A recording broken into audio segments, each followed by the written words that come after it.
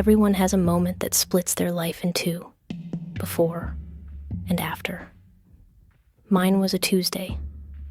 I found the compass at the bottom of a box that wasn't mine, in a house I'd never visited, left to me by someone I had never met. It had no markings, no north, no south, just a needle, pointing somewhere that doesn't exist on any map I've ever drawn. I am a cartographer. I have mapped 47 countries, 312 cities, and 9 oceans. But this compass wasn't pointing to any of them. I followed it for 3 days, through the city, past the last streetlight I would ever recognize, past the edge of the city, where the roads stopped having names, into a forest that the maps say isn't there. The trees were too tall, the silence too complete. Every step I took, the compass pulled stronger, like it knew I was close. And then I found the door.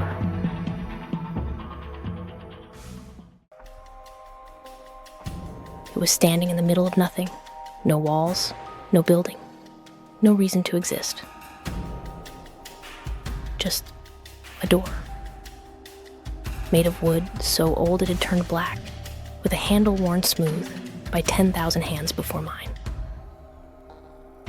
I stood there for a long time. The compass had gone still for the first time in 3 days. Like it had been waiting for exactly this moment. The light through the cracks was warm. Too warm for a forest at this hour. Too warm for a door with no house behind it. I told myself I wouldn't open it. I told myself that for about 4 seconds.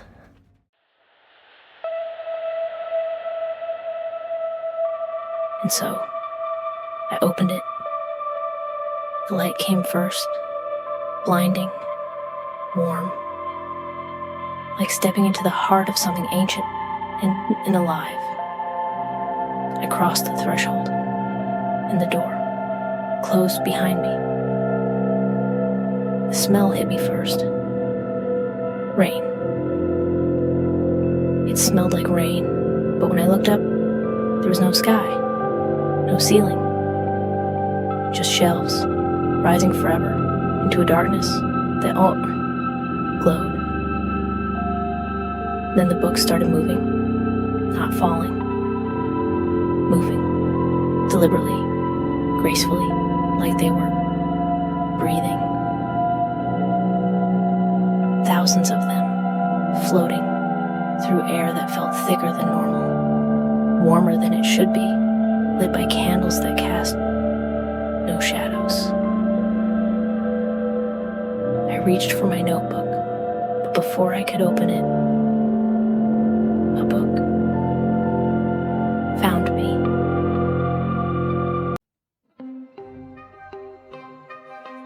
It flew slowly across the vast space, threading between 100 other books, and placed itself in my hands. The cover had no title, just a name. Elara.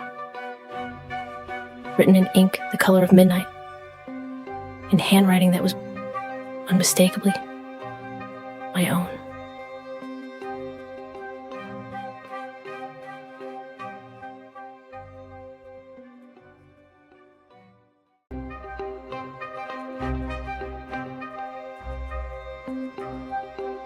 I opened it. Every page was my life.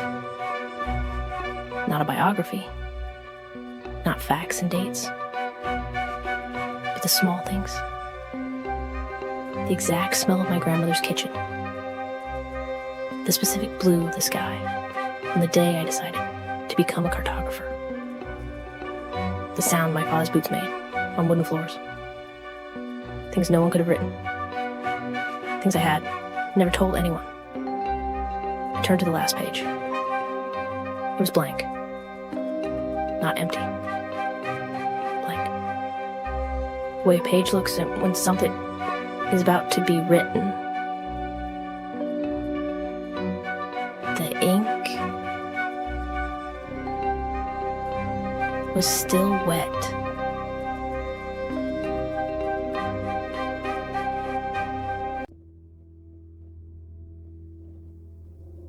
I looked up from the book. The library was watching me. Not the librarian. I hadn't found them yet. The library itself. The floating books had arranged themselves into a circle above my head. All open. All facing me. Like an audience.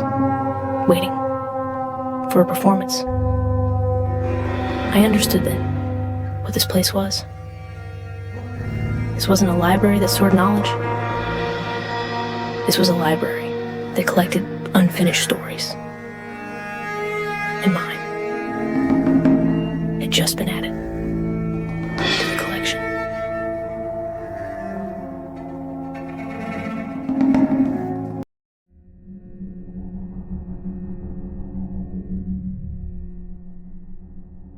I have a rule as a cartographer.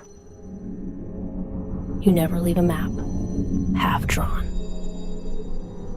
So I did what any reasonable person with a mysterious compass, a book containing their own unwritten future, and absolutely no survival instincts, would do.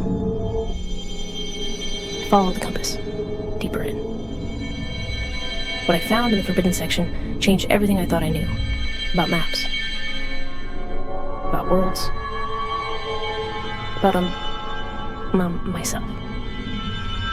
And I am not sure I was meant to find it. Every book in this library has exactly 301 pages.